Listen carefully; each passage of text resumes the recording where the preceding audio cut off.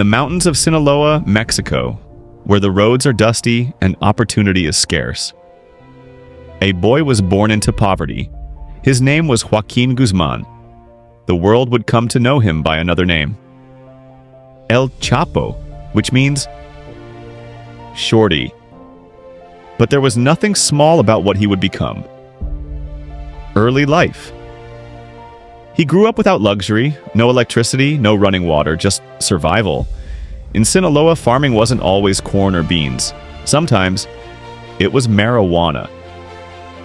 As a teenager, Guzmán learned the trade that would define his life. Not in a classroom, but in the mountains. Entering the cartel world. By the 1980s, he was working under powerful drug traffickers who controlled routes into the United States. When his boss was arrested, the empire fractured. That was El Chapo's moment. He helped build what became the Sinaloa Cartel, a criminal organization that would dominate global drug trafficking for decades. But this wasn't chaos, it was business. Carefully planned routes, advanced smuggling tunnels, bribes at every level of power. He wasn't just moving drugs, he was running an international logistics empire. Billions in bloodshed. At the height of his power, El Chapo was worth billions. His operation moved cocaine, heroin, methamphetamine, and marijuana across continents. Forbes once listed him among the most powerful people in the world. But power in the cartel world comes at a price. Territory meant violence. Rivals disappeared. Cities lived in fear. And yet, in parts of Sinaloa, some saw him as a benefactor. He built roads, funded churches, helped struggling families. To some, he was a villain. To others, a modern outlaw legend. First capture. In 1993, authorities finally captured him. He was sentenced to prison, but even behind bars, El Chapo maintained influence. Then in 2001, he escaped, hidden in a laundry cart. Just like that, he vanished. Years on the run. For over a decade, he evaded capture, moving constantly, protected by loyal allies, shielded by corruption. But in 2014, Mexican authorities caught him again. It looked like the end. It wasn't. The tunnel.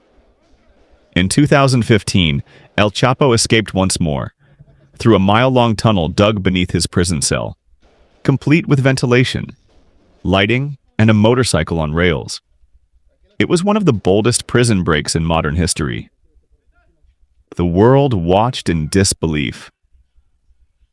Final capture. In 2016, Mexican Marines tracked him down. This time, there would be no escape. He was extradited to the United States. In a high-profile trial in New York, witnesses described massive drug shipments, corruption, and violence tied to his empire. In 2019, he was sentenced to life in prison. Today, he sits in ADX Florence, one of the most secure prisons on Earth.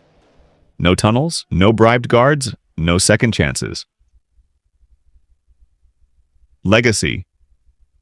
But his story doesn't end in a cell. The organization he helped build still operates. The global drug trade continues. El Chapo's rise wasn't just about one man. It was about poverty, power, corruption, and a system that allowed a mountain farmer to become one of the most wanted men in the world. From the hills of Sinaloa to a concrete cell in Colorado, the legend of El Chapo remains a cautionary tale of ambition without limits.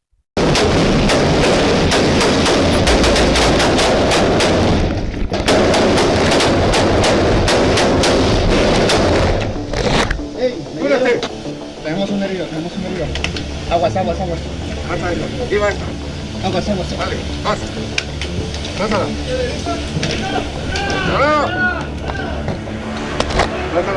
Lánzala. Chaparro. Dale, pay. Listo. Dale.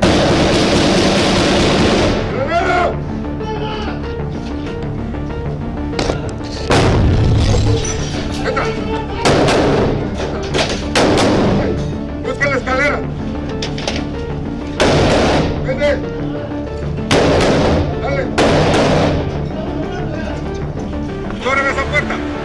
Esa puerta.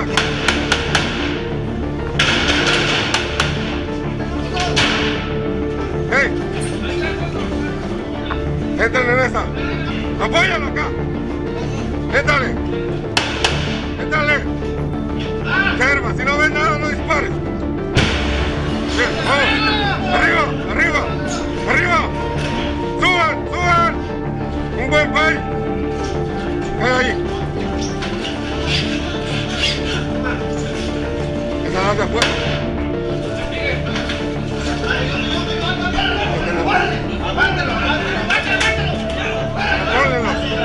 Vamos arriba, vamos arriba, vamos arriba. Dos aquí.